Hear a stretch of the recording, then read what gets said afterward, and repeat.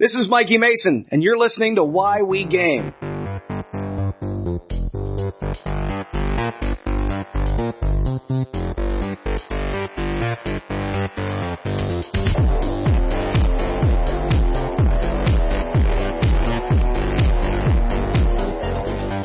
I'm Brodor, and this is Why We Game. My guest today is Chad Wattler of Fear the Boot fame. That's shameful right out of the gate, and I'm shitting the bed. You're on the podcast. I know, it's so embarrassing, but also game designer. Chad, how are you? I'm good. How are you? So, Chad, for people who don't know you, and I'm well, thank you. I'm just so excited to talk to you that I'm going to talk right over your answer. To answer your question, but you should talk over me as much as possible. Because it's the only way I'm going to speak. Yeah, exactly. Because I want you to get oxygen. Mm-hmm. No, I'm quite well. Thank you for asking. How is pandemic treating you? Oh, it's great. What about the verge of the Civil War II / World War III? Oh my God, we can talk about that shit on this podcast. Yeah, no, you can say whatever. Can I say fuck? You can. You can say fuck all you want. I routinely say cunt just because it makes people uncomfortable. That's amazing. It's funny. Mm-hmm. I actually, it really, when I was in debate in high school, we used to always say you were only as good as your opponent, right? Mm-hmm. And I always, you would play conversation to the other person. So if the other guest is a professional and someone with whom I need to be professional, I can absolutely put on that hat, right? Sure. But I don't want to wear that hat. It's not me. I don't like it. And when I literally let my hair down. I wish I could let my hair down. Yeah, there was a time. There was all the way down to my ass. So, Chad, you are 40... I am 44. Yeah, I'm 44. 44. Now, you are no longer doughy, but you are a middle-aged Caucasian. I am. From the Midwest. Yes, I am. So... I used to weigh 300 pounds. But you don't anymore. You look great. You look fantastic, too, by the way. But for me, it wasn't gym. It was just, it was alcohol calories. Right. Honestly, it really, really was. Oh, I mean, me too. I mean, I didn't have, problems with it or issues with it. But, I mean, my whole thing was I'm very social. Go out to a restaurant. All my friends are around, having a great time, having some hot wings, pitchers of beer, right? Pitchers of beer for the table and a pitcher of beer for me. Right. And I'm not a cheap date either. And I could just slug it down. And it's like the end of the night, I get up and I think I've only just had something to drink. No big deal. I'm 3 pitchers in. It's like, I remember I went out for a Mexican one time. Went out with my friends. We were going to go see a movie, and we were going to go see this awful Greek movie, Troy, I think it was. And the one with the handsome guy and Angelina Jolie before the double mastectomy and And it was like opening night. Colin Farrell. It was like opening night or something like that. We're like, let's go see this. And we went to a Mexican restaurant where they had these gigantic fishbowl margaritas. And I'm sitting there and I'm talking and I don't think my hands move. I'm very expressive and stuff. And that also involves grabbing booze and drinking it, not even thinking. And I just drank the hell out of it. Get up. Time to go see the movie, and I am literally stumbling out to the parking lot, handing my keys to my wife, and I'm like, you need to, the theater's across the street. I'm like, you need to drive across the street. Wow. I will hurt someone if I do this. Now, we've been gaming, and I've had a cocktail or two at dinner. Sure. I'm like, dude, would you mind driving for me? Yeah. Right? Because it's the prudent and safe thing to do. Now, I would argue that I never had a problem. In fact, my doctor said I was high functioning, which I thought was a positive. But it's better than the alternative. I had a dependence. Yeah. That was my issue, is that, one beer becomes 3 very, very easily. And then there's no good reason that it shouldn't become 4. Or 5, or 6. For me, it's a teetering point, right? It's like a couple of beers or some wine or something or margarita or mixed drink or whatever. It's like I'm fine until I hit this point, this sort of this border to the land of no return. And it's like you have to know yourself to be able to stop. To be able to stop at that and say, okay, if I go further, this is a party. I had some drinks because I'm enjoying myself, but beyond this point is, the pink elephant's flying and floating around and waking up and not knowing where you're at.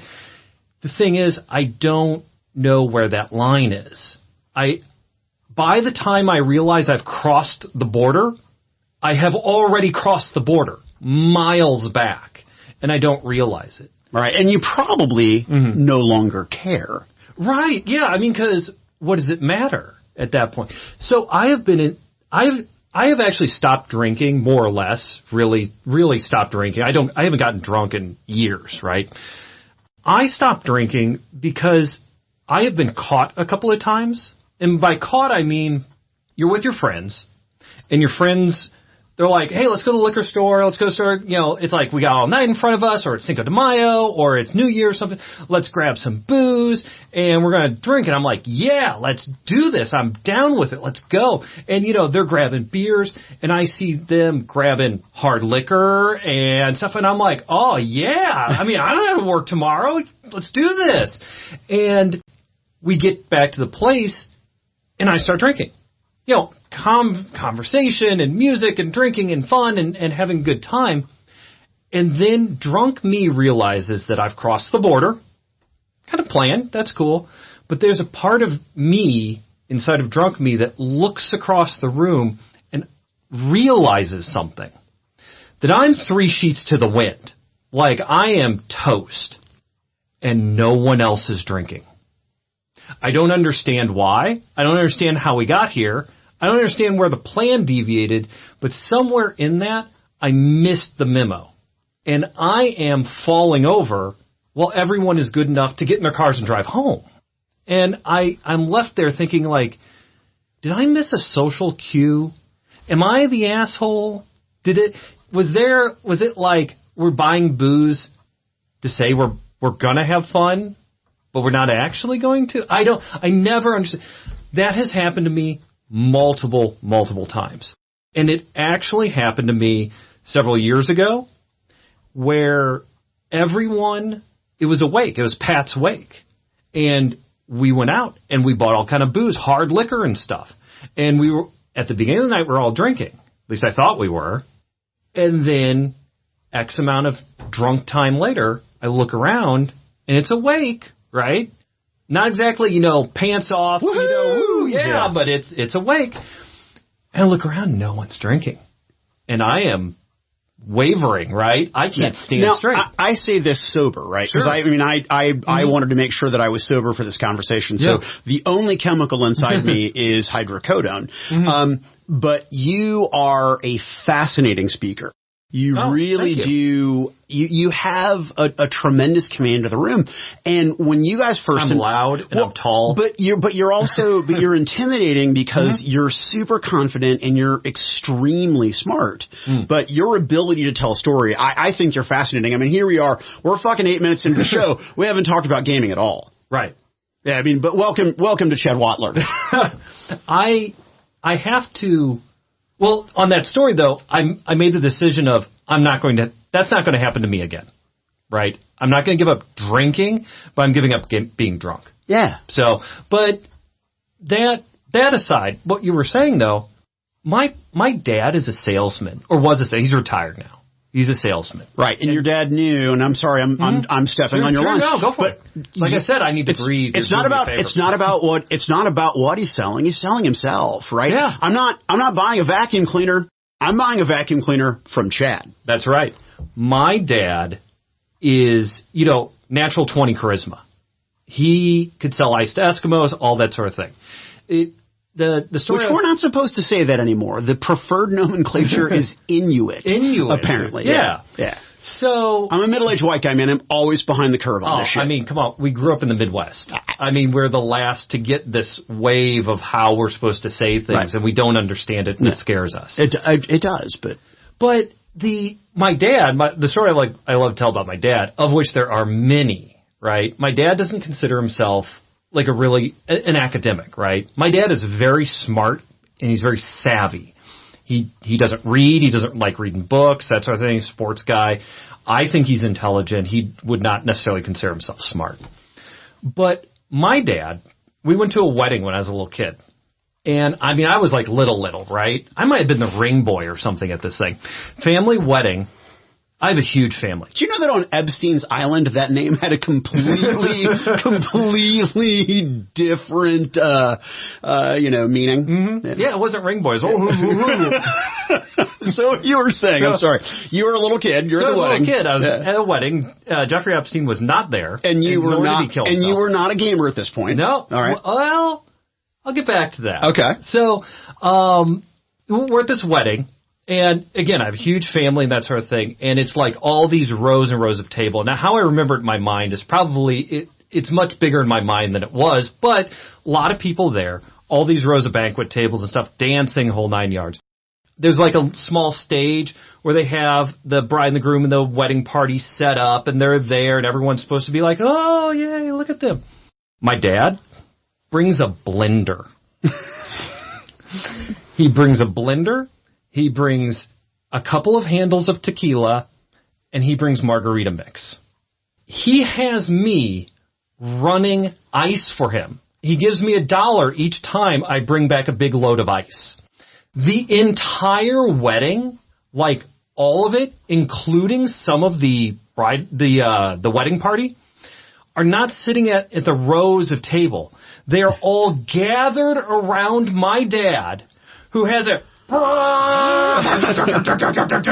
and is passing out margaritas, holding court. Had I known, I could have put a blender sound effect on this, which is terrible. But, oh my God, that's amazing, though. And, I mean, my dad, like I said, 20 charisma, man. He just is this consummate salesman. But it's like you said, my dad isn't selling a vacuum cleaner. My dad actually sold food to grocery stores. But my dad isn't selling vacuum cleaners. You're buying my dad's vacuum cleaner. And I picked that up a lot, and it was really driven home to me when I met John Grana from the podcast stuff, because I met his mom. His mom is a saleswoman, just like my dad, only it's like pharmaceuticals or something. And now this is going to be very, very vulgar, but my assumption, if John's mother sells pharmaceuticals, John's mother is hot. I mean, well, it's a scientific fact. Sure. Pharmaceutical saleswomen are hot. It's a job requirement. Yeah. I mean, if you ever sat in a doctor's office, the attractive woman in the business suit who comes in, she's peddling pills. That's her job. But it was interesting meeting her because it really drove home. Like, I was like, oh my God, you're just like my dad. And John had met my dad, and he was like, oh my God, your dad is just like my mom. It's just that personality of that sort of salesperson archetype. But the thing is, like you were saying, it's like I can command a room. I'm intimidating. I'm tall. I'm loud. I'm confident. That sort of thing. And I am, because I'm a great person. Wonderful. But not scary, right? Like you're not intimidating in terms of, I think this guy is going to hurt me or could hurt me, although you probably could. What I'm thinking is that this guy is, not only is he sharp, but he knows what he's fucking talking about. And even if he doesn't, he sure as shit sounds like it. Right. Well, and that's something that I've kind of learned about myself, is that I don't know if I'm the salesperson archetype. I don't think I am, because I don't like sales. But I have the ability to sell people on ideas, and I have to be careful with that. And it sounds really egotistical, and I don't mean that to be. But I get excited about things, right? It's like maybe a game or a concept, or, hey, we should go in this direction and do this thing, or, hey, I experienced this thing. We had an episode of Fear the Boot one time where, I forget what the context was, but we were talking about opera. I love opera. I love it. Love opera, love musical theater, that sort of thing. And I was telling you guys a story about my favorite opera, and I ended the story, and Dan stopped, everyone stopped, their mouth was just kind of like hang down, and he's like, for just a minute there, I forgot I didn't like opera, and I loved opera, but just for a minute. And I've noticed that in my life is that I have to be careful, because I can really oversell an idea. I can be interested in something and really get going and talking about it and describing and telling stories, and people think that I love it, that it's like my identity, and that is my whole jam, my whole thing. And it's not. I'm just excited about it, and I oversold it, so to speak. So it's something that I've noticed about myself that I have to kind of like pull back. When I asked you about gaming as Jeffrey Epstein's ring boy, right? When you were on Pedophile Island, you were gaming, right? Were you? I mean, when did you start? So gaming, right? Yeah, like, and you know, I mean, you throw it at me, like, so if you've got Dr. Zaius and Gorilla Grodd and you're doing a crossover with your action figures, yeah, that's a good start for me, right? So you're engaging in imagination with the thing, but I mean, specifically, it's about RPGs and role playing or board games or this sort of weird facet of the hobby that we found ourselves in. Well, let me tell you a story, because that's what I do, is I tell stories. But let me tell you a story. Like, the podcast is called Why We Game, right? Yeah. So why I game goes all the way back to preschool, kindergarten, right? Even pre-kindergarten, right? So I went to a preschool called Kindercare. I was very, very tiny little kid. Both of my parents worked, like a lot. Like my dad, he 70, 80 hours a week, right? I mean, he worked his ass off. Worked too much, workaholic. My mom, she had a career job too, and she worked a lot of hours. She worked 40 and sometimes over 40 hours and stuff. And I'm an only child. So they put me in daycare, like, as soon as they possibly could. So I have this very distinct memory. Like, I picture it with clarity in my mind. And this was probably the early 80s. This is probably like 80, 81, maybe 82, something like that. And I very much remember this. I'm in Kindercare, and you know how they have, like, in preschools, they have everyone take a nap. They get all the cots out, and it's all these rows of kids, and everyone's taking a quote-unquote nap. And nobody does. Yeah, none of you ever slept. Yeah. No. The lights were out and we were laying down. There's lots of most of us were playing I'll show you yours. You know, I'll show you mine if you show me yours sort of thing, which I actually did do in kindergarten. But any which way. On Epstein's Island. No. We were, so my kindergarten had a treehouse in it, right? It had this thing in the center of the room that had stairs that you had to go up to. And like every week, 2 good students who were good sleepers got chosen to go into the treehouse, and on Friday they could trouble. Sleep. So yeah, me and this little girl, she's like, "Hey, do you want to see my thing?" And I was like, "Well, sure." She's like, "Can I see your thing?" I'm like, "Well, okay." I mean, I don't have any wisdom enough to be ashamed of it yet. So yeah, here you go. But anyway, pretending to sleep. So anyway, pretending to sleep. There's these 2 kids that I got put next to or whatever. And it's more kind of in the corner, and these 2 kids are whispering to each other and talking. Now, they have paper, and the paper has all these lines on it and all these arcane numbers and these words, and it looks like a form, but never any kind of form I've ever seen before. And they're talking about things. I have no idea what they're talking about, and I'm really curious about it. And they're going back and forth. And they have each of them has this piece of paper. It's a D&D character sheet. They're making characters for their D&D game. Now, I don't know what D&D is. I don't know what a character is. I don't know what a role-playing game is. And I'm like really, really little, right? I in my mind's eye, you know, I see the daycare. I see all the cots and all this sort of stuff. And I see these 2 kids. And these two kids, I mean, like, what, 7, 8, 9 maybe, if that? In my mind's eye, I see them as college students. You know, I mean, they're like adults because that's how I perceived them, although they were probably just a couple of years older than I was. And I was fascinated. And of course, you know, I'm like, "What are you guys doing? What are you doing?" And they're like, go away, get the hell out. We're just doing this, go away. And I just couldn't stay away.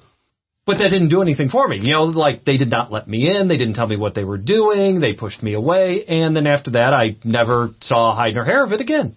But I was always curious about it. I didn't know what it was. And it was just so different than anything that I had seen before. I wouldn't call it an obsession, but it was just something that stuck with me. So time goes on. You know, I young Chad grows up. He leaves Epstein's Island, and he, tries to find his way in the world. Growing up, I was an only child. Like I said, both my parents worked. My dad worked a lot. My mom worked a lot. She came home and she fell asleep. And then she made dinner and then watched TV, right? In my neighborhood where I lived, there weren't a whole lot of kids. There were kids, but they were like years and years older than I was. Junior high, I was in elementary school. They were in junior high school. By the time I got to junior high school, they were gone, and new families without kids had moved in, that sort of thing. There were just not, I didn't have a lot of friends growing up. There weren't a lot around. Do you think that being an only child contributed to that? Not having friends or gaming? Did you have social challenges as a youth because you didn't have other kids around you all the time? I wonder, because you and I are so similar and yet so extremely different, right? Like, you're the person that if I had grown up without siblings and regular beatings and confidence, that I could be the guy that you are, right? But you and I are two sides of the same coin. Right. No, it's very true. You hate yourself too much. Yeah.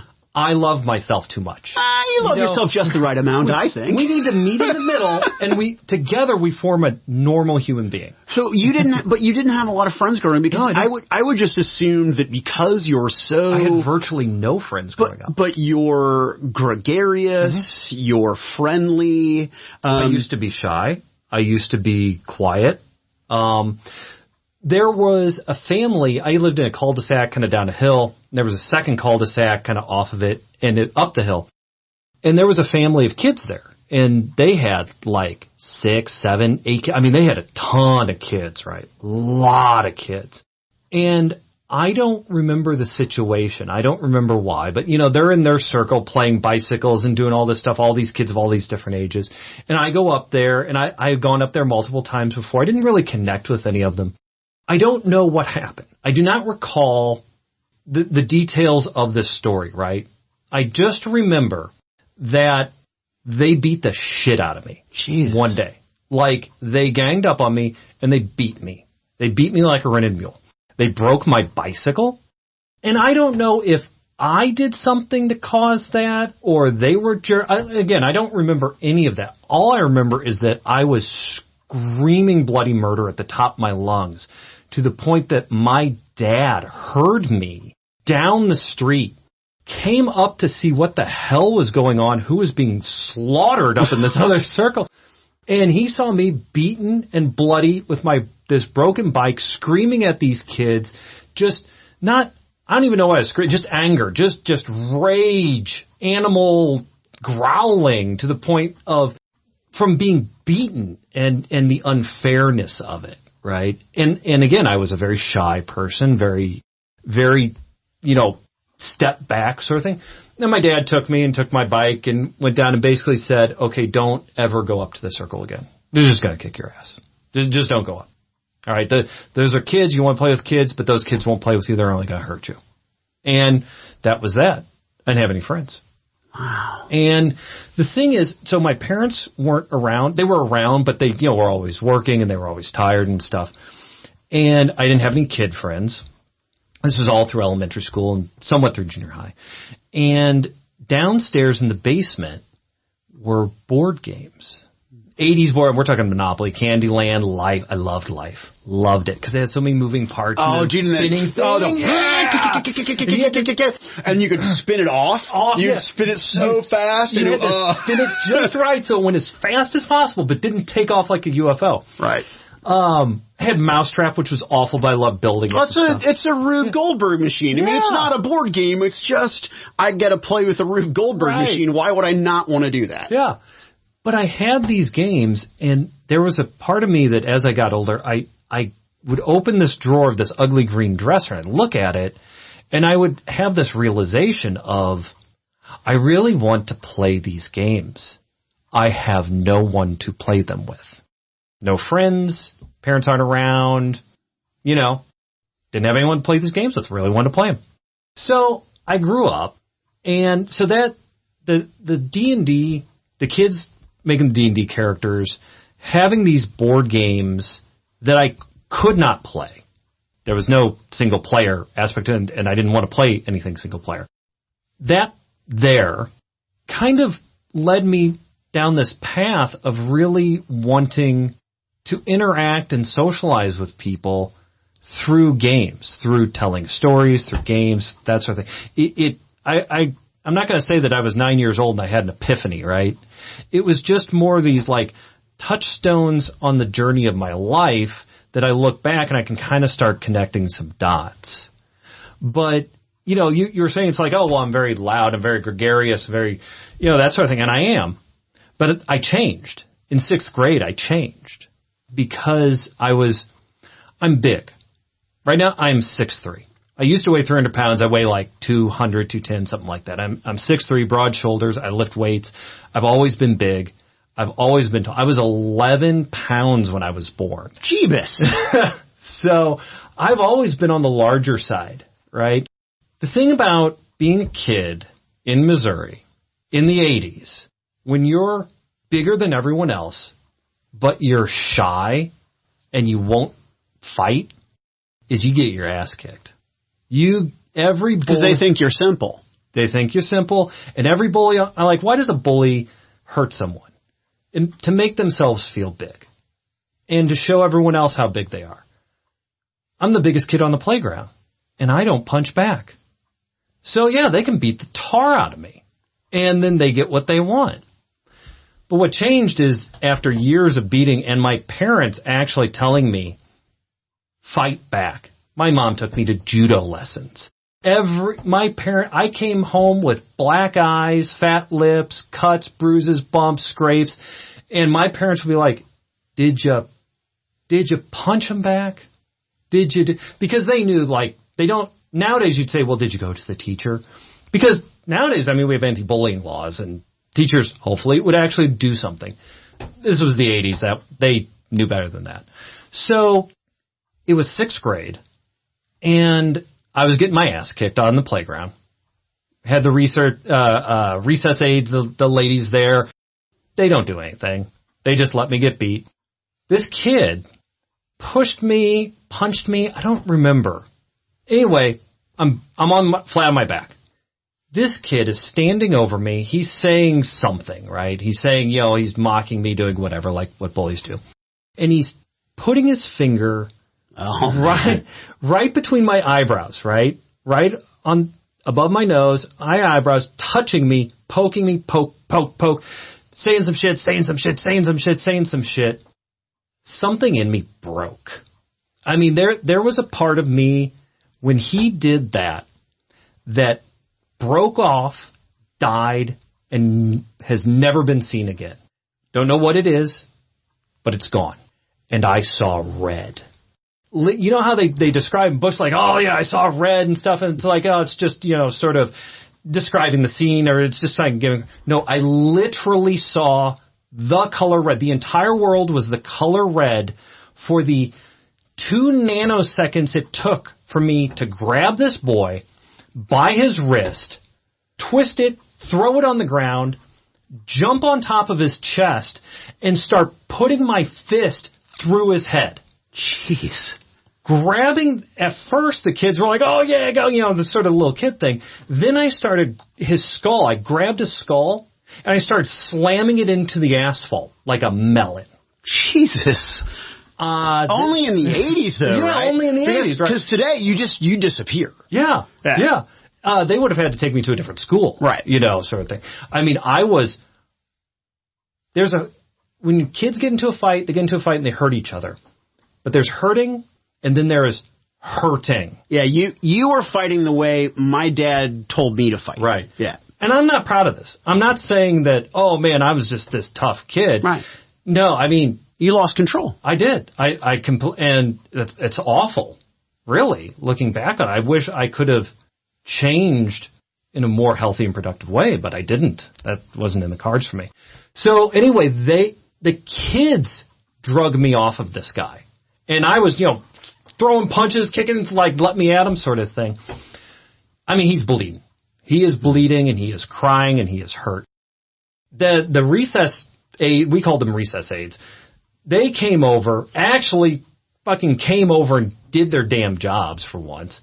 And they're walking me to the principal, right? They're taking him to the nurse. They're walking me to the principal, and I'm like... Right, you're still fuming? Yeah, I'm still just like, I mean, I got tears, but it's just like the emotion just raging sort of thing. The recess aide, as we're walking to the principal, leans over. It's like, it's about time you did that. I'm glad you did that. Wow. If I could go back in time, I would step out of my portal in front of that bitch and go, why didn't you do your fucking job? 6 years of this shit, and now you're saying, attaboy? Fuck you, bitch. Yeah. You're the criminal here. But anyway, it was the 80s.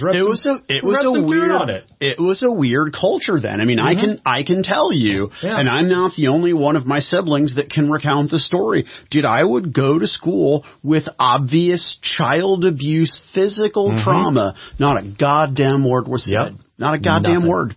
Nothing. It's crazy. Yeah. Oh, God. Yeah. It was a wild world. Well, when you were talking about gaming in kindercare, for a moment, I just started writing a scenario for Satanic Panic. The idea that these kids have been sent by demons into the kindercare to turn other children demonic by showing them Dungeons and Dragons is the kind of thing that Jim McClure is a genius for. Right. Yeah. Too bad he's a thief, but dude, man, I guess he's not a thief if he actually produces and which is his intention. But any which way, so you've been exposed to D&D, you've been exposed to gaming, you've been exposed to the bullying that will isolate us and sort of send us into this quest for escapism. So what was your first time? So it's this dual sort of thing, right? So it was, I believe, junior high, and I made friends with Dan.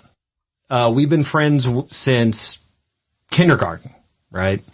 And I forget where, you'd have to talk to him. Maybe he already told the story. Yeah. About how he wanted to play a role-playing game. Him and his brother wanted to play a role-playing game. Religious family, couldn't play D&D, blah, blah, blah. Yep. And if they want to know the story, go back and listen to the Dan Repperger episode. Yeah. And they get me in on it. We're playing Star Trek, right?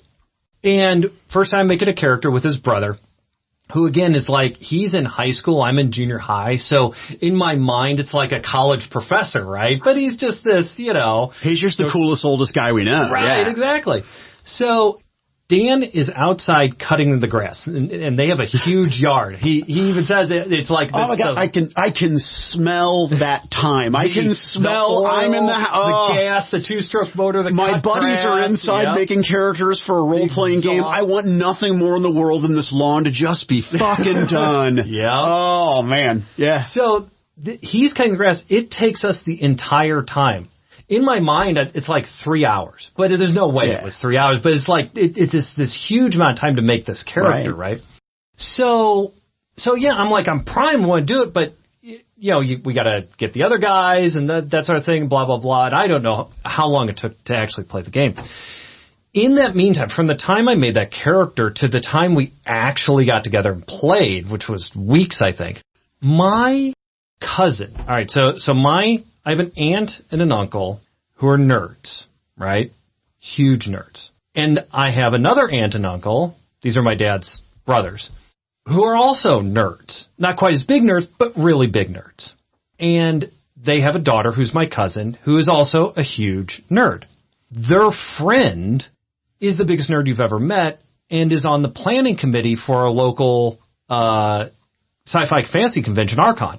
He's part of the old guard, the old school, right? So these are old, classically trained nerds. We're talking back when it was, and this is way inside baseball for the St. Louisans, but back when it was at Henry VIII on Lindbergh. Yeah. Back in the day. That's back when my dad would still go. Yep. Yeah. So they have a running Dungeons and Dragons game. And they ask me if I'd like to play. And I'm like, sure. I don't know what that is. I do know what it is, but it's like I didn't quite put all the pieces together. I go, and man, how embarrassing for me. 13 years old, and I'm a complete spaz. I had my moment on the playground. I'm changed, right? I'm like loud and outgoing, but an idiot. And so basically annoying. I see myself as really annoying to them. And I look back and I think of the game, and we are playing Castle Ravenloft, the module. Wow. This is before the setting, right? So basically we're playing Castlevania and D&D. Right. And going all the way up to Strahd's Castle and all this sort of stuff. And I don't know anything about it. And I'm just annoying. I'm just the annoying 13-year-old amongst these 30 and 40-year-old adults in their game. I don't understand why they invited me. I had the time of my life. I'm sure they were miserable. One, I contend that they knew exactly what they were getting into when they invited you. Two, I think they did it because they knew that you were going to have the time of your life.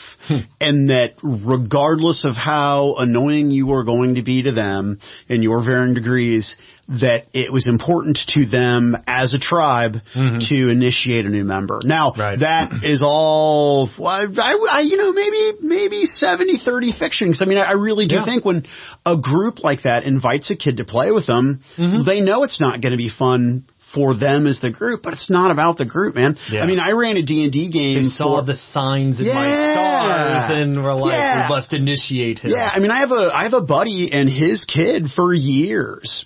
I mean, literally for years, bugged his dad to get Mr. Mike to run a D&D game for us, and I finally did. Now, I waited too long because they were no longer, the boy who wanted me to run the game was no longer in that sweet spot of majesty.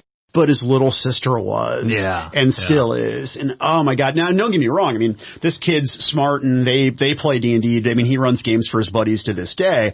It just, I missed the moment to make it magic for him. Yeah. Right? Yeah. I didn't do it right. But in your situation, it sounded like the secret sauce was all there. Yeah, man, it was great. And it's like I even have my gaming story from that, right? My gaming story is, it's like, okay, you find this loot and we're all sitting around and there's no role playing. There's no like, well, I'm the bard and I start singing the saucy tale and no, there's none of that. None of that. I mean, it was scooting loot and kicking down doors and, 3.5 combats. What are you, an amateur? Come on. Wow. Wow. Yeah. To get my combats per game session ratio correct. Fuck off. Yep. Oh my God. I have a lot of gaming stories as a game master, but not as a player like that. But anyway. Yeah, well, so the characters are, quote, sitting around the campfire, and we divvy up loot, and I'm like, what's this thing? It's like a card deck. And as soon as I touch the deck, I hear this voice in my head. Yeah. How many? And before any of the other veteran players can say anything or realize what's going on, because this is the end of the adventure, they're kind of like, getting snacks and stuff and hanging out and talking. I say, well, all of them. So I just start drawing cards. Wow. And it was, and I drew the death card. Yeah, defeat, death, or die. Yeah. And it's like the minor death comes in, automatic first hit, automatic max damage on the first hit, unavoidable, all this sort of stuff where it's basically designed, it's like the fighter draws it and it's going to take a chunk off of them and then everybody else can get in on this fight. The exact amount of damage that it did is the exact amount of hit points it took to kill my character. Wow. To the number. I don't know if the GM was cheating or not. I don't think he was, but it was great if he was and great if he wasn't. So, yeah. That's funny. Just this mad 13-year-old Wattler chaos. When did you and Dan kind of start doing your own thing? You said you were doing Star Trek? Yeah, Star Trek. So then you guys have been gaming together in some permutation. Since ever junior high. Jeez. Yeah. And, well, I mean, like the D&D thing, I don't think I ever went back to that group, and I don't blame them. And so instead of spazzing out in front of like some 40-year-olds, it's like we got together in different people's basements, and we were all teenagers and all going crazy together. We shared our spastic energy. Yeah, no, for sure. I mean, I did not have that exact experience. I was exposed by adults, but I very, very early on did everything I could to get other people to play games, right? Like I just wanted people to hang out with me. And you're right. We're absolutely opposites because getting people to hang out and game is something that and listeners are going to be pissed, but I've always been very charmed. I've always been very, very lucky, and not only finding people who will hang out with me, but people who will game with me, which is an even more important thing in my life. I have always been able to find people and dig up people. A couple of years ago, when Fear the Boot had a sort of, our cast pool shrinks and expands and shrinks and expands. And when we were kind of at a large had a large pool. Back when firing me permanently would stick. Right. I got you, Back when we were desperate. Yeah. But somebody asked, we were at a party or dinner or something. It's like, well, how did you all, come together? And it was like, oh, well, so-and-so knew Chad. And then, Chad brought me in here. And then, I used to work with Chad here. Well, then this guy came in. Well, and then that was Chad. And it's just, I'm just sitting there going, well, this is what happens when you talk to people. No, this is what happens when you have some sort of catharsis. Something in your psyche just burns away in that moment, and you start being yourself. I think that's awesome. Yeah. There was a guy in high school where we were like, Dan and I were like, Dan's brother kind of moved on, went to college, that sort of thing, and then people kind of come and go. It's high school. You're altering your identities and you're changing friend groups and that sort of stuff. Everything's very fluid. And we were at a point where it's like, well, we need a couple more players. And I'm like, hey, I know a guy upstairs, because we have multiple things. I didn't actually know him. I was like, I think he'd be interested in playing. Well, the reason why he'd be interested in playing is because his locker was at the top of the stairs where I go for my class each morning. When he has it open, there is a hand-drawn picture of a Robotech Veritech on lined ruled paper taped to his locker door. He's one of us. I mean, when I was initiated by my family, it gave me the ability to see the signs and other people. See the portents of other gamers. Right on. So I'm like, how about I bring this guy? And they're like, oh, sure. So I literally looked at my watch like, yeah, he should be there about now because, it's all routine. Go upstairs. I'm like, hey, man, you should come down to the cafeteria with us. And he's like, what? And I'm like, yeah, come on. I got something to show you. And he came along. I don't know why, but he came along. The thing is, and this kind of carried on to Fear the Boot too, when Dan and I were in high school, before that, Dan lived next to some assholes who bullied him. And he, as mentioned, he's had some trouble in his life too. I got the tar kicked out of me, and I had been bullied quite a bit. And that Dan and I kind of came together in a real solid, serious friendship of, hey, we're not going to hurt each other because we're friends and we like each other, and everyone's trying to hurt us. So either we're going to be friends and go forward together, or when they come and hurt us, our backs are going to be back to back, and we're going to be fighting everyone tooth and nail together. And that was kind of how we forged our friendship. Right. And so we're in this cafeteria in the morning because our school starts really early in the morning. And we start bringing these people in. I go up and bring this guy in and again, all these identities are very fluid. It's very, people, I'm a jock and I'm a this, I'm a that. And we, over the course of time, brought in a whole bunch of different kinds of people. We brought in women, or girls, I guess. We brought in guys, we brought in gay people, we brought in straight people, we brought in people who were considered jocks, we brought in people who were considered the cool kids, we brought in the stoners, we brought in the nerds, the geeks, chess club, everybody, because it wasn't a table about identity. It was a table about we don't fucking care. It was a table of big tent. It was a table of we are all sitting here just hanging out, getting through life together. And that's kind of like how our gaming group came to be, even through all the different iterations of it. And then that carried on into Fear the Boot, where we have this big tent philosophy, right? We have conventions where, we have the most ardent conservatives and the most communistic liberals. Literal hammer and sickle tattoo communists. Right. And everywhere in between. Gay, straight, trans, LGBT, all the letters, none of the letters, pronouns, not pronouns, I hate pronouns, I love pronouns, whatever. Doesn't matter. We're just not going to hurt each other. Right. And you're going to sit at a table where you're not yourself. Yeah. You're literally pretending to be another person. So right? all of that, as I look back on my life and like role-playing games and stuff, I see why I game. It's because those two college professors in preschool who were so cool because they were older, but they had this thing I didn't understand, and then that put something in me. My family indoctrinating me into the cult, so to speak.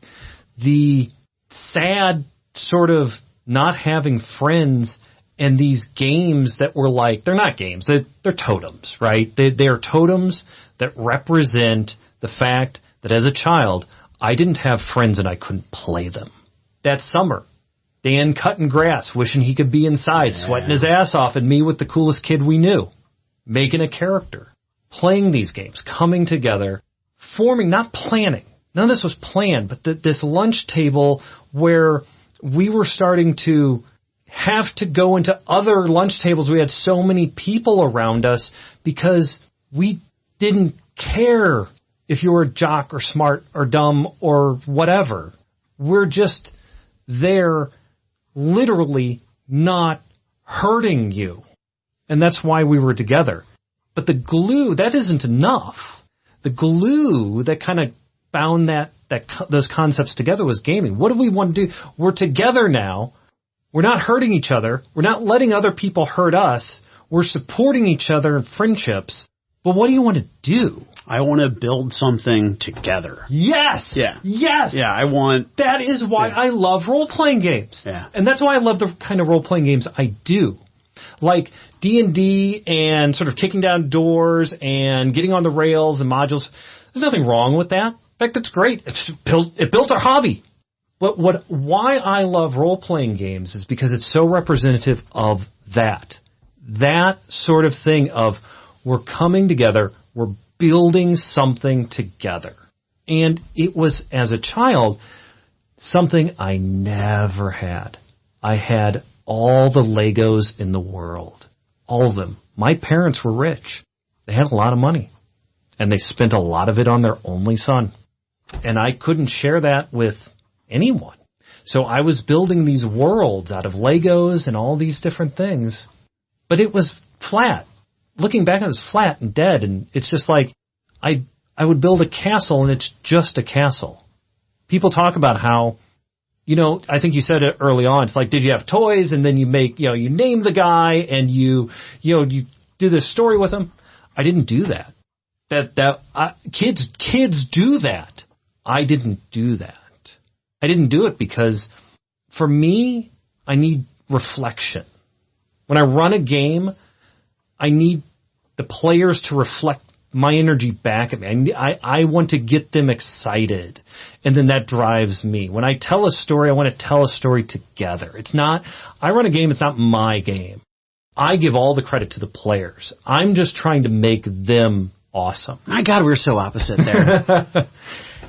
Because I want to build the world together. Because I look back at my childhood. Everyone looks back at their childhood and thinks nostalgia and how wonderful it is. I don't. No. You were abused and it's so sad. I mean, you say, I look at it as tragedy. But the thing is that... Let me put it to you this way. This is why it's tragedy. All right? Thanksgiving's rolling around this year. My son, who is 13 years old, has a bunch of friends on Discord, right? As kids these days do. And these kids are talking about the holidays. They're all talking to each other. Thanksgiving's coming and this, that, and that. And he's telling me this story. I don't listen in on it. I don't spy on him, anything like that. He's a good kid. I don't need to and I don't want to. He's telling me this story about how all of his friends are talking about how they are dreading Thanksgiving. They're dreading Thanksgiving because it means families coming in. It means you're having to sit down at the table with your parents, with abusive siblings, abusive parents, abusive aunts and uncles. That's what the holidays mean to them. And he's telling me this, and you know what he says? And this, I'm going to try to say this without getting emotional, because it broke my fucking heart. He thanked me. He thanked me for being a good parent, because his friends don't have good parents. I'm sorry you were abused, Mike. I really am. Well, now I feel terrible for even bringing it up, but you shouldn't feel terrible. You should be so proud that your kid recognizes that, man. I mean, whatever silly cliche you want to throw in, hashtag life goals or whatever dumb stuff, that's amazing that not only does he feel that way, but he had the courage and comfort in his relationship with you to actually say that. I would never say that to my dad. And I would never say that to my dad. Yeah. Yeah. You know? I would not, when I was his age, I wouldn't have said that to my dad. You know? I mean, the worst crime, I guess, my parents committed against me was that they weren't around. And they thought that they could spin their way into good parenting. And my dad actually regrets it. My dad and I have talked about it. And he says if he had to do it all over again, he wouldn't. He absolutely regrets it. But, you know, it's okay because he's the world's greatest grandpa. And so, you know, that's what you really want. I'm gonna take a turn. Yeah. How does what you want out of a game, the style of gaming that you like, how does that influence your design? Because you've got two games, and they're both free on your website. Yep, morningsky.com. Excellent. That's SKYE. Because my wife's name is Dawn, our son's name is Sky, so I have morningsky.com. Which is perfect. And you said you've designed two games who are both free on your website, and they're pretty drastically different, right? They're different game styles. Well, so they're both Dread derivatives, I guess. You know, people say they're Dread hacks, and when I designed them, I never intended them to be Dread hacks, right? You know, I never said, oh, well, Dread, this is pretty cool. Maybe I could do something a little different and call it mine. And for the few people that don't know, Dread is the Jenga Tower sort of horror one-shotty game. Yeah. Well, and it's like you pull the piece, you know, it's like, hey, I want to do this thing. Okay, pull a piece out. And if you pull the piece out and set it on top of the Jenga Tower, you do the thing. That's cool.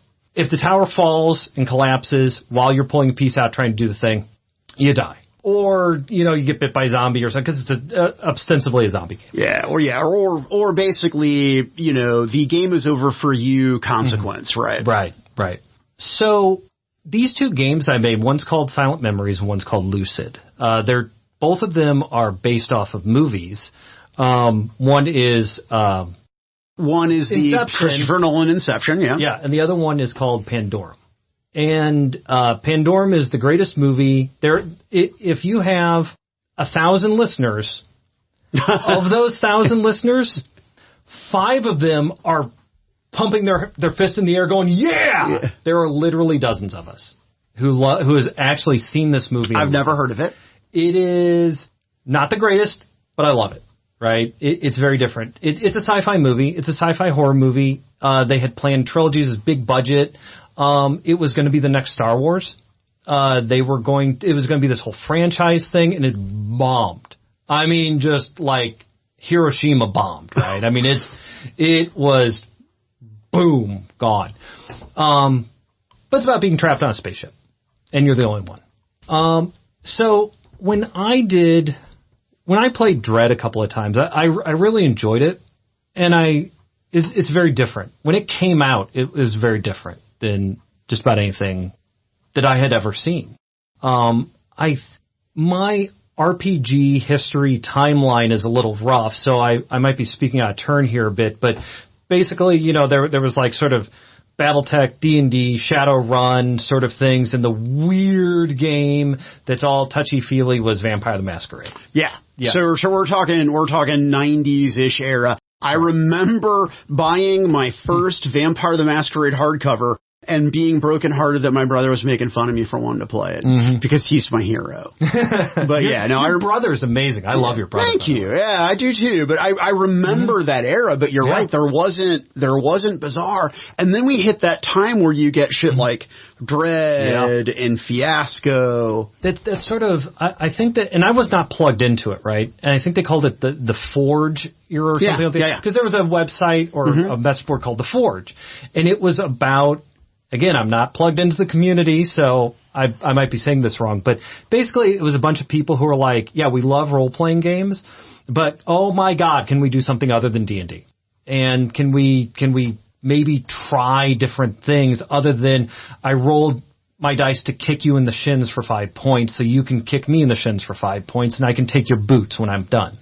But yeah, I don't know too much about that community. I heard that there was sort of like a one true wayism in there, and the community eventually imploded and died. And I think Dread was from that, but even if it wasn't from that, it's that sort of movement of let's try something different, guys, came from that. And so this was kind of early on. And I was really impressed by Dread. Not necessarily because it was great. I mean, I'll go on the record and say I don't think Dread is fantastic. A Jenga tower mechanic's very clunky. It's very gimmicky, and I think it's only good in a couple of situations. It's only good for like tension, right? So if you're trying to do a drama or some adventure type thing, it's terrible. Also, there's all kinds of problems with it. I get up, I bump the table, it crashes down. Well, now what? Yeah, so, where we can't possibly reset it to where it was at that stage in the game, right? We just have to start over, and that's lame. So I had this idea. I believe it was Inception first. I think I wrote Lucid, which is the Inception-based game, first. I saw Inception, and I like Christopher Nolan. I think there's a lot of problems with his movies, but I enjoyed Inception, even in spite of some of the problems with it. But I was sitting there thinking, my God, this is a game, right? This is a team, and they're going on a bizarre adventure, and there is danger, and there's puzzles, and there's obstacles to overcome, and they have to outthink everything, and that's what a game should be. It shouldn't be you outfight everything. It's like you outthink everything, and you follow along the story, and there's these twists and turns, and there's this character development, and all the characters, well, many of them are developing in the movie and stuff. I want you to run Cthulhu for me so bad.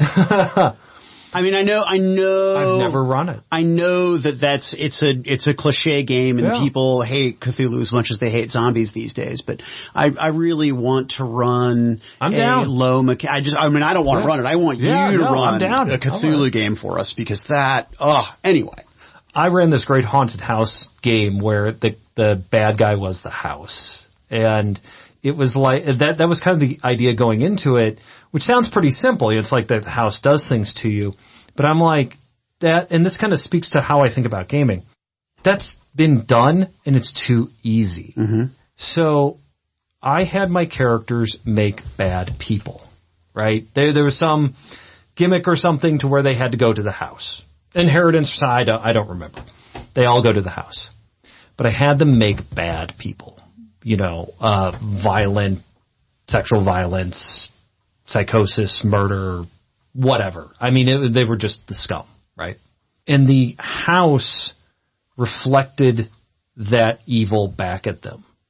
Whatever kind of evil that they did, the house was putting them into situations that did that that not only did that to them, but kind of pushed their buttons to do it. We had a pyromaniac and that sort of thing. And I did not know what the players would do. I didn't know how they would handle it. And at first, it's like they tried to pursue their evil ends, which the house was helping them along with. And then, but also pushing back at them. They were the perpetrator and the victim. The house was just the enabler. And what happened was they were like, their evil characters were like, you know what, I'm evil, but that's fucked up, sort of thing. And they basically kind of came together. It's like, okay, we need to stop trying to kill each other for 5 minutes and burn this house to the ground. And the one character's like, well, I'm a pyromaniac, so yeah, I'm on board. Anyway, that's kind of like that's what I like about games, is that it really isn't about me and my house full of traps. It's about making them do interesting things because they want to do them. But my game, Inception, or not Inception's the movie. Yeah. My game, Lucid. Yeah, my game, Please Don't Sue Me. My game, Christopher Nolan, thank God you don't know who I am. Yeah. And don't listen to my review of Tenet. Right. That, I tried to like it. Anyway, so in Lucid, though, it is, you, as a game master, you sit down at the table, you have your Jenga tower and stuff, and the mechanic sort of is, the tower does not represent failure or success. The tower represents the solidity of the dream. Because in Inception and in Lucid, you plug yourself into a sleeping person, you go invade their dream, and it's their dream, right? I'm not saying this to sound kiss-assy. That's very clever. Thank you. Well, so so it's not your dream. You didn't make it. It's the person's dream, right? And you are doing things to influence and manipulate them because you need something from them. You need to get a code to a vault or something like that. But they've had training to defend against that, but they're still dreaming and asleep, and they don't know they're being attacked. And you have to kind of walk them down a path. You have to convince them, right? And so when you do pulls, it is not, it's like if you say, you're a player, and you say, well, I want to do this, should I take a pull? It's like, no, you just do it. I'm not here to tell you what you can and can't do. If you tell me you know who's buried in Grant's tomb, I'm not going to have you make a history check for that. You know, you tell me your character knows how to pick a lock. It's your character, not mine. I don't care. I'm running a game. You know, you manage that shit, not me. But when you say something like, all right, that guy who got talked to is on the other side of a lake, right? And I have these abilities by these classes that I've made to, affect the dream or hide us or do something like that.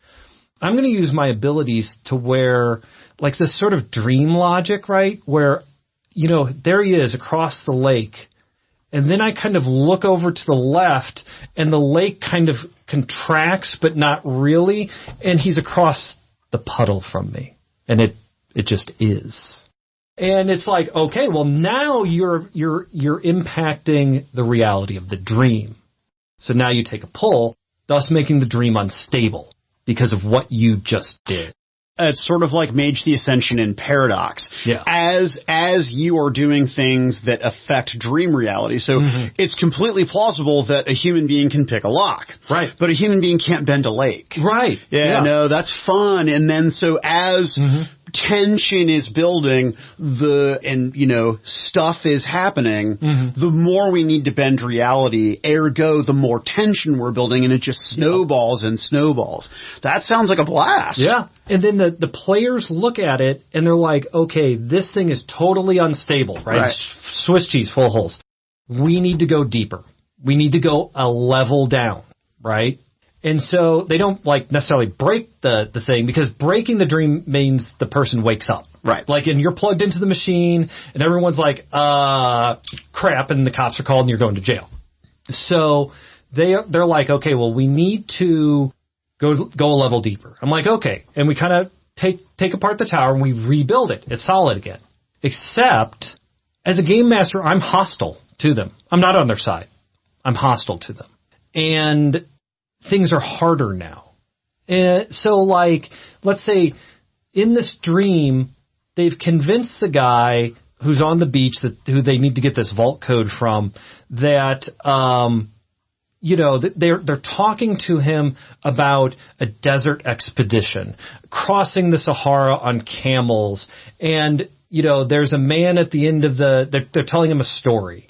And there's a man at the end of the trade route who you just need to tell the magic passphrase to, and he will open the door to the secret market and get in. And so you're trying to kind of prep the guy to kind of give up the code. Right. Yeah. Just coincidentally, the magic passphrase to get to the secret market is the passcode that we need to get into the thing to get the MacGuffin. Right. So the players are planting this idea in him, right? They're incepting him.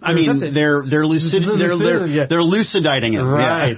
Yeah. So they go down a level. Well, so there's the Sahara. It's all rolled out in front of them, right? Right. Well, they've been doing this thing with lakes, right? Because the dream was him on a lake in mountains and aspens and his lake property and stuff. So you made the lake smaller, but oh no, here come the agents to kill you because of his training. And so you make the lake bigger, and then you kind of flood things up, and you do all this stuff while you're telling him about the desert camel.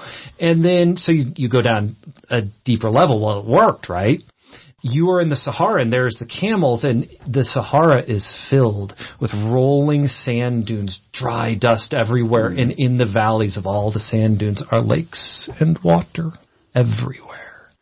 And because the first level has leached into the second one, and so the players' plans that they had are now kind of thrown for a loop. Now, obviously, well, maybe is water going to hurt them? No, but it's that concept of things that they thought they were leaving behind are now blurring into their perfect little plan and screwing things up. So how you prep this guy for a camel adventure across the Sahara, but now the Sahara is a rolling desert where you need camels and a boat? Huh. So now you got to think on your feet. Right. What is really interesting about it is that if you run the game correctly and play the game correctly, it's actually not about getting the secret passphrase for the vault. It's not so you can steal the money from the vault sort of thing. It is that. You're criminals. You're trying to do that. It is about trying to help the person. Like every game I've ran of it, no one started off doing this, but you learn about the person. So the person whose dream you're in. The person whose dream you're in. Because I give them, it's a questionnaire-based game, right? You fill out, I give you leading questions, and then you answer them and that sort of thing. The leading questions that come with the game are a little bit about your character, but really they're about the guy. They're about the target. The players make the target. And they put in his history. The thing is, they don't collaborate. So they're all answering pieces of the puzzle that I need to make this guy, and it's fractured. So the character is broken, right? I mean, it's not like a healthy, happy person. People are writing interesting things. They're not colluding on what they're writing, and so they're making a weird character that I put together. And I shave off the edges, and then I make him realistic. And he's a bundle of problems. So really, what comes up is there's like a recurring theme, right? So he's on the lake house and it's happy times. And as the players are investigating and talking to each other, because the questions are like, well, how do you know the target? What do you know about the target? That sort of thing. The lake house is his father's lake house, who he doesn't have a good relationship with, but his father's not there. You go down to the second level, there's a Sahara thing, but in the lake house, there's all these pictures of his father. Mm-hmm. Like, it's the weird dream thing. It's like you have pictures of your pets, you have pictures of your spouse, you have pictures of your kids, you have pictures of you on vacation. In his dream, they're all one picture, all of the same man. It's all the same picture, and it's all his father. So they go to the second level, and the leader of the caravan that is running is the same man. And the guy is afraid of him. And so you're trying to kind of twist the knife on the players, and the guy is suddenly like knows and understands, because the target has training and all that sort of stuff, but he doesn't realize it, is that the guy who's leading the caravan is the father, or at least the projection of the father, and he knows what you're doing. Maybe not fully, but he knows that the dream is being invaded, so he's trying to thwart you. Right, so he's manifested his father now as, see that? And then you have to get him to start dealing with his father and coming to terms with his feelings on his father, to stand up to him, to get to the market, to get the code. You have to help him. I don't have that kind of brain. I love it. I know it's amazing. That's very, very deep, solid narrative storytelling, right? I don't have. I'm so simple. You're not. You're intelligent. You absolutely. No. I get it, but I love a story that is point A to point B. I like black hats. I like white hats. I like good guy, bad guy. Haha, good guy wins in the end. Mm-hmm. Yay, Captain America, punch Nazis. That's just how my brain does narrative. Right. But I would not even on the fly, where I do some of my best game mastering, conceptually think about this man has an issue with his father and the lake house and every picture, but not only are the only pictures of his dad, everyone's the fucking same. Right. Different sizes, different locations, different frames. That's just it's super creepy. And to him, it's totally normal. And if you point it out to him, I'm making you pull a block. Right. Because you're making him, oh God, this is a dream. Yeah. Yeah, you're making him face this you're ridiculous. You're not altering reality. But you did something wrong. Right, because it's not about it's about the integrity of the dream. Yep. That is so clever. That's super good design. I actually want to rip that off, and I want to do it. I want to do it as an assassination one-shot. Yeah. There's an old movie with one of the Quaids, and the guy who was in Warriors that did the 3-bottle Warriors come out and play. Yeah. That actor was in a movie where he was an assassin, and he was trying to kill the president in the president's dream, and it's the old wives' tale of if you die in your dream, you die in real life. Yeah. Right. And so the Quaid, Randy or Dennis, I think it was Dennis, whichever one was in Enemy Mine. Yeah. One of the Quaids. Yeah, anyway, fuck, we're old. So, anyway. Which is actually a remake of Hell in the Pacific, I think. Yeah. But any which way, he has to defend the president from Dream Assassin. And so I think that with the Inception layer, but then also the moving back and forth, right? So they, I mean, there's a lot of very, very cool depth there with that game design. Well, and the thing is, you absolutely could do it because 80% of the work is done by the players. Which that is something that is interesting about you as a gamer in general, because it seems that when you're game mastering, regardless of system, if it is a heavy mechanical system like a Dungeons and Dragons, or if it's a light mechanical system like a Fate, it seems that you as a game master are very adept at putting the bulk of the work on the players. Yeah. Another area where I am opposite side of coin, where the bulk of the work generally falls upon my shoulders. And yet, as a designer, the only game I've ever designed, literally, it's You Tell Me system. Right. And I write your character sheet, and there's no mechanics on it. I just hand you your character sheet, and you're like, well, what does this ability do? Like, I don't care, man. Literally, you tell me. Yeah. Here's the scenario. There's your character sheet. I mean, your grandfather was the strong man at, Uncle Giuseppe's, strongman revival, tent revival circus and, gospel hour or whatever. I don't know what that fucking means. Right. I don't care. I was drunk or I was high and I wrote something stupid on a piece of paper. You tell me what it means. Right. And that's the thing that I think is interesting about you as a gamer, because you do something as a general philosophy that other gamers don't do, where it seems out of laziness, but it's obviously calculated that you're forcing involvement from the players, and that's something that I'm always apprehensive of. I'm not apprehensive about forcing their involvement. I'm just very bitchy and judgy about their ideas.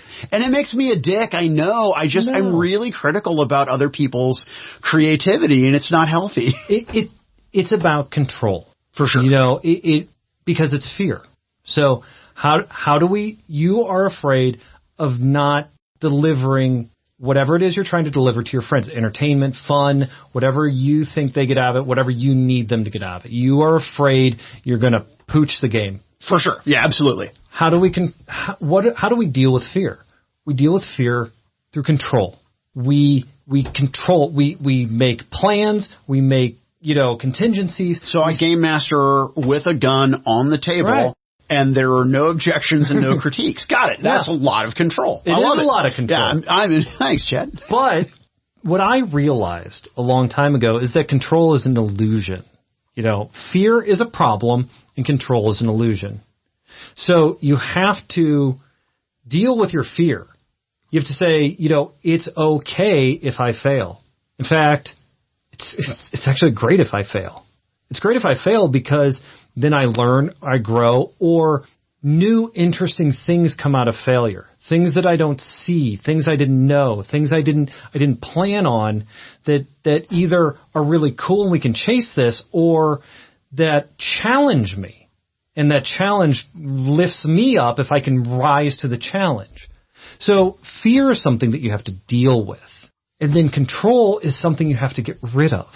You don't need, it's an illusion. It is an absolute illusion. To have your characters, to have your players, to say, we're going from A to B and this is what we're going to do, and if you don't do it, fuck you guys. Because the thing is, what are you ultimately trying to do? Now let's go back to why are you afraid? Because that's very difficult. Mm-hmm. Good. Difficulty is challenge. Challenge grows us. What I want is I want for us as a group to have an experience, right? Yeah. And as a player, your role is your character. I mean, literally, it's in the name. No, see, you're going back to control again with that. Let's go back to what you were saying earlier. What are we trying to do? We're trying to create an experience. I know, and what I'm about to say is that the world and the NPCs are my characters, and it's my... That's control. That's the gun on the table. I know. We're not talking about the gun. We're talking about the fear. So I am afraid that people are not going to... Their vision is not going to align with mine about what the tone and the atmosphere of the game should be. And that is always my fear. Regardless of, I can get on my soapbox and I can write, 5,000 words about what I expect the tone and the mood of the game to be, right? But I'm still terrified that people aren't going to respect that.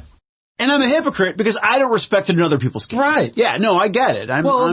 So you want this experience, and the experience is this tone, this feeling, this experience. You want to have this experience. You want the players to have this experience, right? The thing is, you don't get that experience through control. You get that experience through collaboration.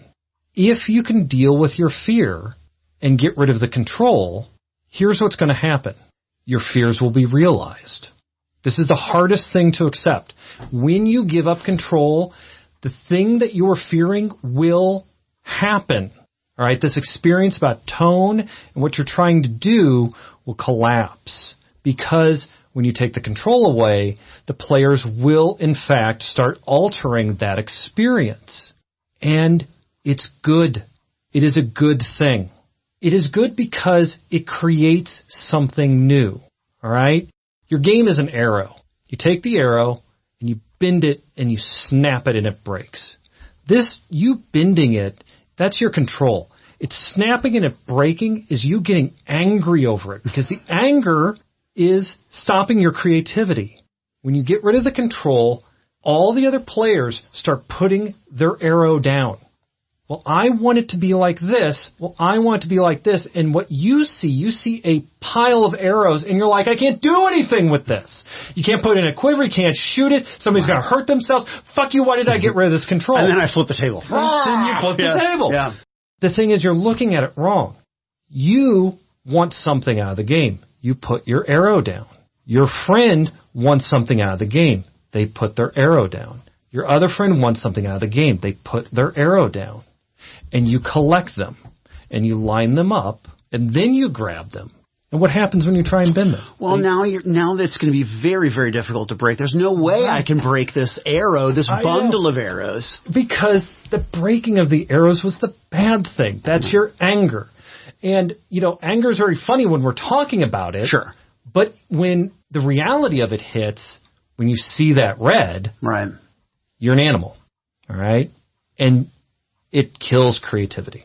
Now, I've never gamed under you before, and I really want to. I really want to play a Brodor game. It's not. I mean, you ever see the TV show Happy on FX? No. That's a Brodor game, right? That's not true either. Actually, I have run some very heartfelt, touching, and very, very serious games. Yeah. Well, whether they're serious or fun or crazy or kicking indoors, it doesn't matter. I want to play one of your games. But like I said, though, that at some point I controlled games, right?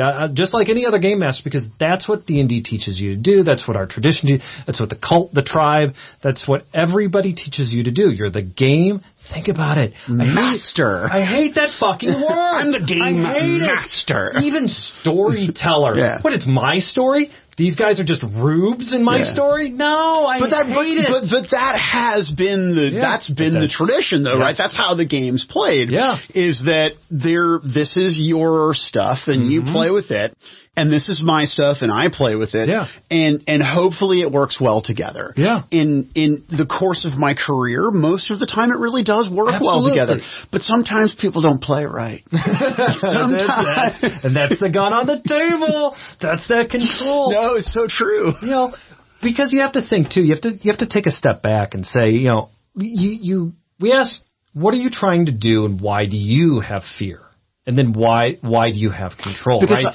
But look at it from the player perspective too. Not looking at your game, but why is the player doing this differently? You know, why are they not playing right, sort of thing? Well, if you take away, if you apply the same logic to it, they want something. They want an experience. Now, I'm going to tell you, Game Master to Game Master, and this is going to sound like I'm a hypocrite after all this sort of hippy-dippy shit I just spouted off. Players don't know what the fuck they want, and they're often wrong. To a point. This player, who I keep motioning to my right because there's an empty chair there, but this player wants something. All right? And that's why they're doing it wrong. That's why they're playing a cowboy in your D&D game, and it's driving you fucking crazy, and holy shit, right? But if you look at it and say, why are they doing this? Well, they're a fucking dick, okay? Let that anger drain out, smoke a blunt. I mean, sometimes it's true. Yeah. Sometimes they are person is just a dick. Sometimes, you know, that you have to keep going layers back into their childhood, and, you know, we're just trying to play a game here. We're not trying to solve their problems. Right. But sometimes it's like, well, why are they playing a cowboy in my D&D game? You know what?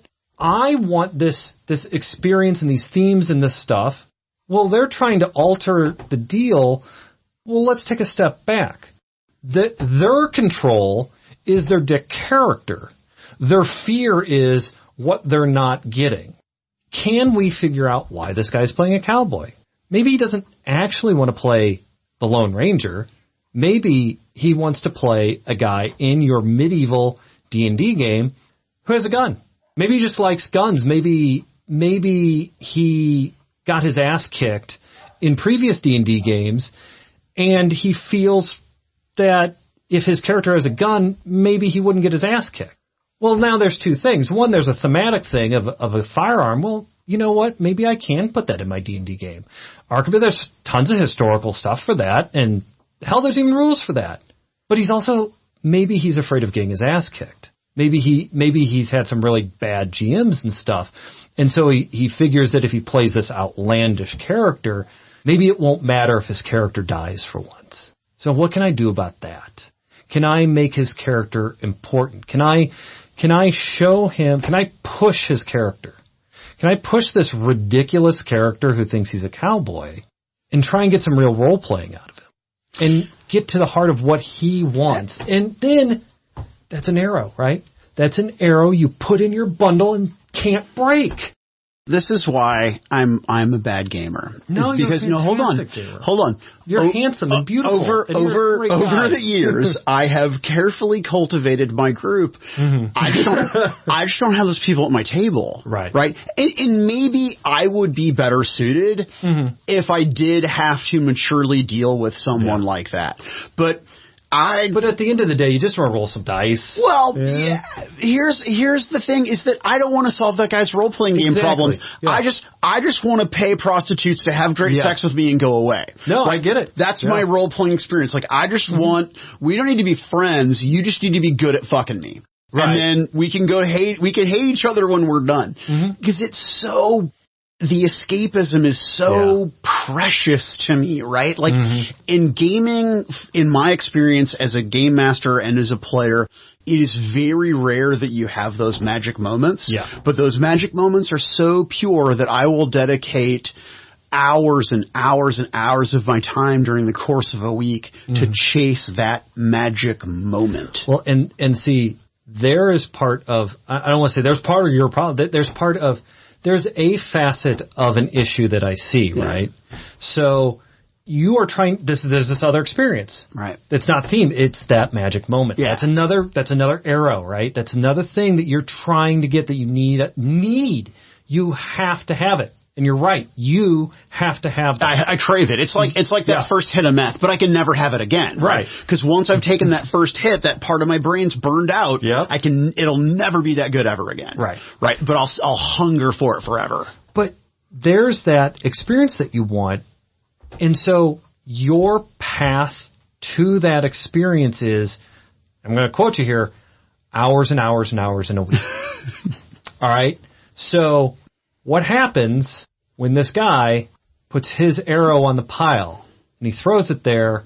He is just shit on your hours and hours. It's a fucking stupid arrow with its goddamn red clown nose tip and its stupid fleshing that looks like multicolored rainbow clown hair. And I want to come across the table and fucking stab him. Yeah. I'm going to tell you some hard truth here, though. That hours and hours and hours that you put into it, and then the betrayal you feel because of that. Oh, now you're going to make me feel like an asshole. Is a you problem, not a player problem. Oh, no. You put that time in it. Yeah. You are getting upset about it. He's just trying to play his character. Or they put an equal amount of time and effort and their stupid bullshit arrow, and I just crapped all over it and hurt their feelings. Exactly. Yeah. So, like in a short game or a con game, I don't worry about this kind of shit. No, you can't. You can't solve these people's problems.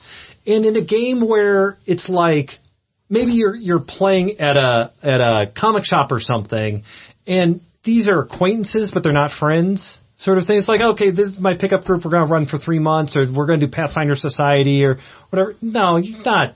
This is too deep. You know, you're not trying to solve these problems. You're not trying. But in the games, and this is what I truly believe. I don't care what kind of game you're playing. There's no right gaming. There's no wrong gaming. But what I truly believe is that in your game, your regular, ongoing, long-term game with your friends, these are the people you love. These are the people you let into your home. These are the people you have relationships with. Then you absolutely have to start figuring shit out. You have to figure out the arrows. And it's not just about gaming or gaming my way.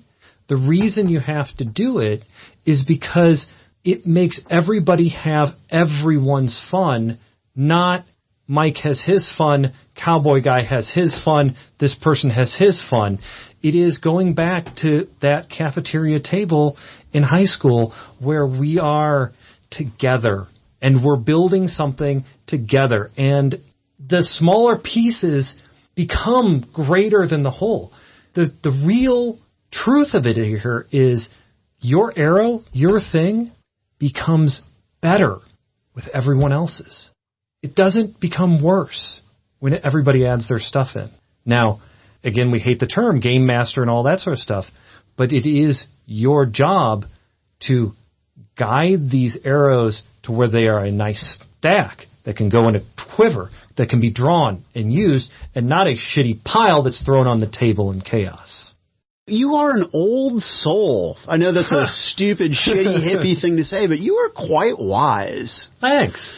Well, I'm handsome too. And you are handsome, and you've been doing this advice thing for a long, long time. Yeah. So obviously people can find you on Fear the Boot. They can find you on Discord. And can you give us that website one more time? morningsky.com. That's SKYE. Well, Chad Wattler, thank you so much for your time, man. I really appreciate it. It was a blast. Yeah, I had a good time too.